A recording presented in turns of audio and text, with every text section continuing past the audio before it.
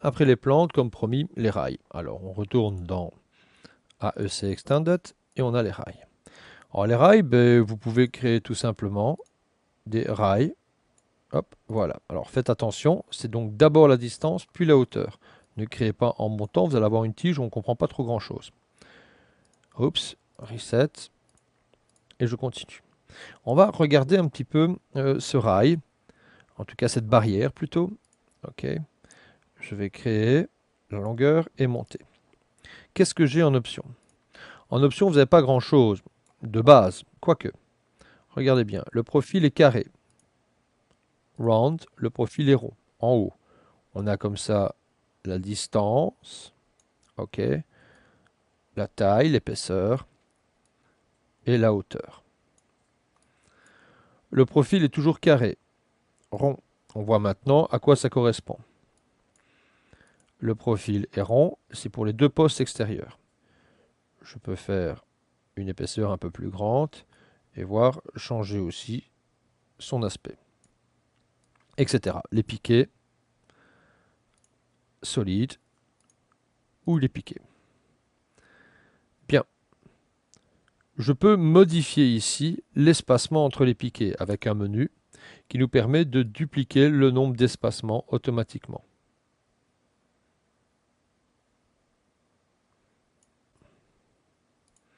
Ce menu, vous pouvez remarquer, vous le retrouvez à différents endroits, qui permet toujours d'espacer. Bon, 3 gros piquets, avec une possibilité de placer plus ou moins dans un sens ou dans l'autre. C'est-à-dire une distribution non homothétique, mais plus concentrée dans un sens et plus concentrée dans l'autre. C'est un choix, bien sûr. Et on retrouve ce menu de distribution. Ok, voilà, tout simplement. Je vais réduire un petit peu le nombre. Ok. Par contre, il y a une option très intéressante, Pick Rallying Path. Alors, piquer un chemin. Ben, malheureusement, nous n'avons pas encore vu comment créer un chemin. Alors, nous allons le faire en vitesse. Le but ici n'est pas d'apprendre à utiliser une ligne, mais de le faire rapidement. Créer. Un chemin, c'est de la 2D. Créer 3D, créer 2D. Je répète, lorsque vous créez, vous avez différentes options. La 3D, la 2D. Les caméras, les lumières, les caméras, les assistants, les space warp et différentes combinaisons. On était en 3D, nous devons passer en 2D. Nous allons donc créer la 2D. Tout simplement, vous êtes en ligne. Lorsque vous créez une ligne en vue perspective, vous êtes devant une certaine catastrophe. En effet, votre point peut être à 3 cm de vous et le second point peut être à 10 années-lumière de vous. Je vous conseille de cocher AutoGrid dans le cas où vous désirez absolument créer dans une vue perspective. À ce moment-là, il va se mettre sur la grille. Pour créer une ligne, le but du coup, on n'est pas ici de créer une ligne, mais de vous aider. C'est simplement un clic, un clic, un clic. Si vous faites des clics rapidement, vous obtenez des segments de droite. Si vous cliquez et vous maintenez la pression, vous avez un arrondi. Pour arrêter la création, c'est curseur de droite. Le but, bien sûr, n'est pas de faire une ligne. Je répète, je viens de supprimer avec supprime au clavier. Le but est d'utiliser une ligne pour cet objet primitif étendu propre à l'architecture. Créer 2D, ligne. Cochez AutoGrid si vous créez en vue perspective. Bien, supprime.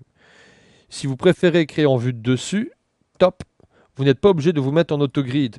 En effet, vous êtes d'office dans une vue 2D. Et là, vous n'aurez pas les soucis de la profondeur.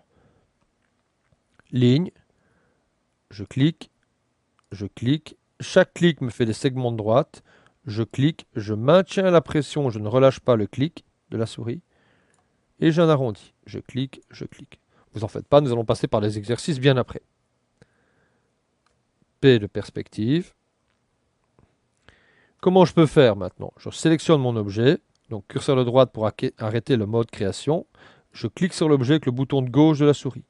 Curseur de droite pour arrêter la création et clique avec le bouton de gauche pour sélectionner mon objet. Modifier, Pick Rallying Path. Et voilà. Évidemment, c'est un peu particulier. étant donné qu'il n'a qu'un seul segment. Si vous rajoutez des segments, il pourra s'amuser à suivre beaucoup plus correctement votre chemin. Attention à l'épaisseur, hein, bien sûr, pour que tout ça soit un peu plus correct.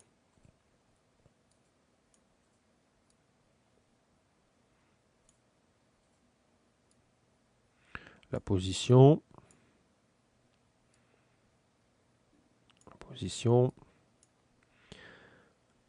le profil, l'extension, etc., etc. Donc on peut comme ça vraiment gérer tout ce que vous désirez pour obtenir des choses, je dirais, un peu plus sympas, esthétiques et tout et tout. Bien.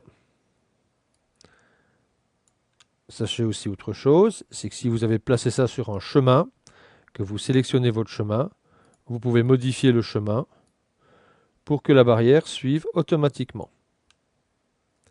Pour modifier le chemin, c'est pas très compliqué, c'est toujours pareil, créer, modifier, chemin. On verra bien sûr bien après,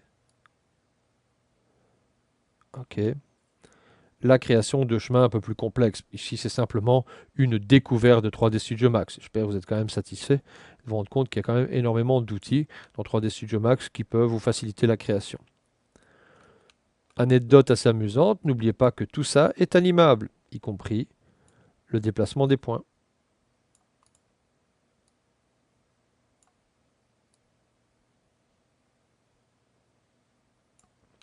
Une barrière animée. On verra peut-être éventuellement une application par la suite.